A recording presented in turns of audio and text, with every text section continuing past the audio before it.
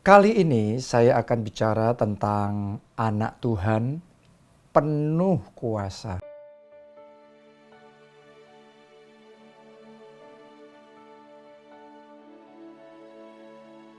Nah, ini yang saya ajak saudara untuk bisa tangkap rema ini. Jadi anak Tuhan yang penuh kuasa.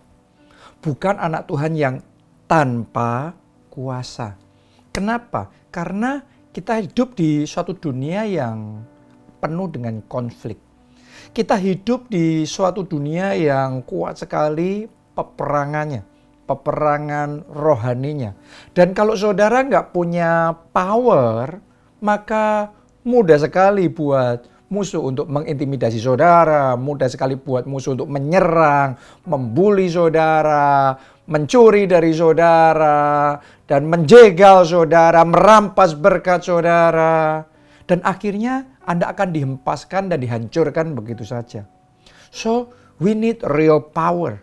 Kita perlu jadi orang Kristen, jadi anak Tuhan yang benar-benar punya kuasa untuk maju di dalam peperangan rohani dan berkemenangan di dalam kehidupan kita, di dalam perjuangan kita, di dalam visi ilahi yang Tuhan berikan sama kita, di dalam kesehatan kita, keluarga kita, pekerjaan, keuangan kita, di dalam setiap aspek hidup kita. Kita butuh real power.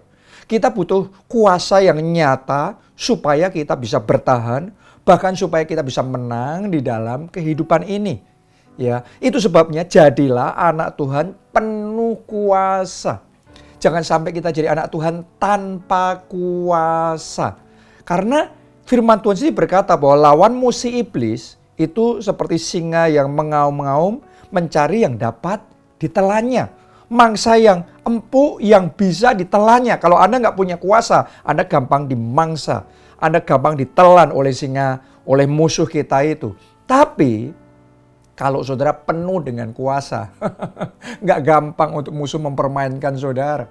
Dan orang yang mempermainkan, lawan-lawan yang mempermainkan, mereka akan kecewa. Mereka akan malah berbalik semua strategi mereka, semua rencana mereka berbalik sendiri kepada mereka. Kalau saudara sudah jadi anak Tuhan yang penuh dengan kuasa. Nah, itu sebabnya kita mau belajar bagaimana kita jadi anak Tuhan yang penuh kuasa.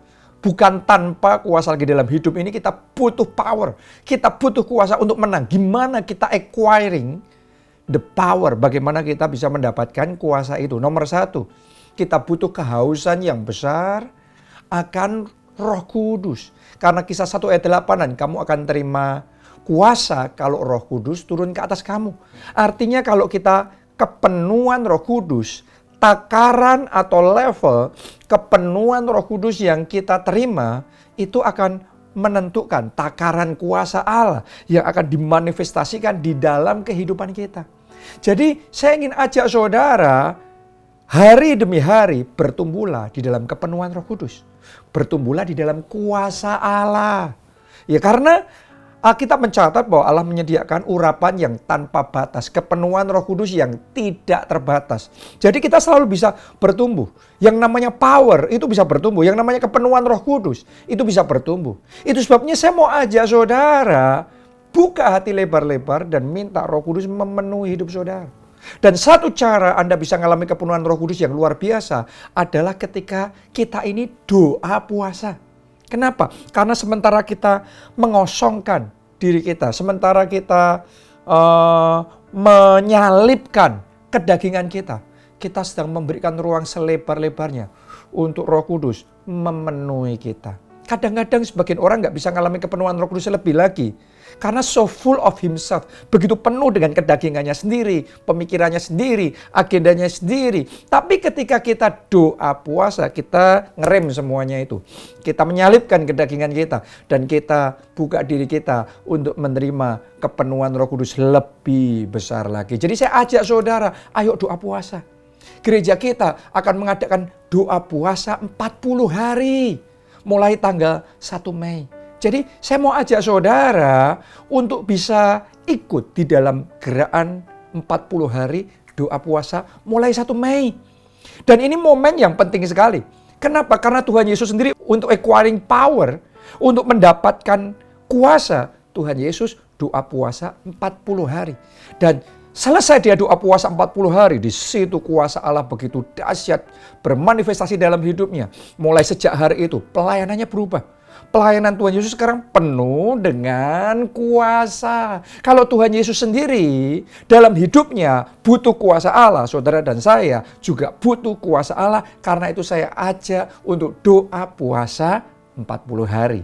Ya, semuanya. Semua keluarga CSM, semua keluarga Allah. Saya ajak saudara doa puasa 40 hari dan jadilah anak Tuhan penuh kuasa. Yang kedua, kunci untuk menjadi anak Tuhan penuh kuasa adalah kekudusan. Ya, Alkitab berkata barang siapa menyucikan diri dari hal-hal yang jahat, ia akan dipakai untuk perkara-perkara yang lebih mulia.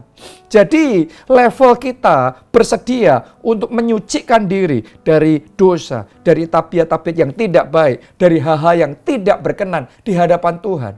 Itu akan membuka dimensi berikutnya untuk kita mengalami kepenuhan Tuhan lebih lagi, kuasa Allah lebih lagi, sehingga kita bertumbuh di dalam kuasa Allah. Saudara harus ngerti bahwa dosa itu adalah degradasi dari gambar dan rupa Allah. Awalnya kita manusia diciptakan segambar dan serupa dengan Allah. Ya, dan kemudian karena dosa, akhirnya kita jadi ngalami degradasi. Awalnya kita segambar dan serupa dengan Allah. Kita penuh dengan kuasa, manusia penuh dengan kuasa. Tapi gara-gara dosa, maka terjadi penurunan di situ. Ya, itu sebabnya kita harus kembali pada gambar dan rupa Allah. Kita harus bertumbuh kembali dalam gambar dan rupa Allah. Dengan apa? Dengan kita memotong dosa. Jangan kompromi dengan dosa. Potong semua hal yang tidak berkenan di hadapan Tuhan yang ada dalam hidup saudara. Karena sementara Anda terus menyucikan diri saudara dari hal-hal yang jahat itu, dari perzinahan, dari penipuan, dari semua hal yang tidak berkenan di hadapan Tuhan itu. Saya mau ngomong sama saudara, kekudusan saudara, level Anda membuka diri untuk dikuduskan oleh Tuhan, itu akan membuka dimensi yang lebih besar untuk Anda dipenuhi dengan kuasa Allah. Ya, Anda harus ngerti bahwa holiness results in glory. Bahwa yang namanya kekudusan itu akan menghasilkan kemuliaan Allah dinyatakan dalam hidup saudara. Karena itu kalau saudara mau jadi anak Tuhan penuh kuasa, saudara mesti potong dosa, mulai bertumbuh di dalam kekudusan. Terus semakin hari semakin kita menyucikan hal-hal tabiat-tabiat yang tadinya kita belum bisa kalahkan. Hari ini Anda ambil komitmen. Anda harus bisa menang atas dosa. Menang atas tabiat-tabiat yang negatif itu. Oke. Yang ketiga, kunci untuk acquiring power. Kunci untuk kita bisa mendapatkan power, kuasa dalam hidup kita adalah hikmat firman Allah. Saya mau ngomong sama saudara, kita butuh spiritual power, yes. Tapi kita juga butuh mind power. Oke, ada yang namanya mind power. Alkitab mencatat ada yang namanya mind of Christ, the mind of Christ, pikiran Kristus. Nah, kalau ada pikiran Kristus dalam hidup kita, maka ada hikmat Kristus dalam hidup kita. Kenapa butuh hikmat? Kita butuh knowledge to do things. Kita butuh pengetahuan untuk melakukan hal-hal tertentu. Kita butuh skill untuk menyelesaikan, to make something happen. Untuk mengerjakan sesuatu dan membuat sesuatu yang tadinya tujuan sekarang benar-benar terlaksana. Kita butuh skill itu. Kita butuh wisdomnya. Ya, kita butuh knowledge-nya. Jadi saudara harus bertumbuh di dalam knowledge-nya. Bertumbuh di dalam wisdom-nya Tuhan. Firman Tuhan. Ya, benar kita butuh spiritual power. Kita lepaskan kuasa Allah dan kemudian sesuatu terjadi. Tapi di dalam kehidupan ini ada dimensi, ya, ada berbagai macam dimensi untuk kita memenangkan peperangan rohani. Ada yang peperangan yang dimenangkan dengan kuasa Allah, dengan deklarasi profetik.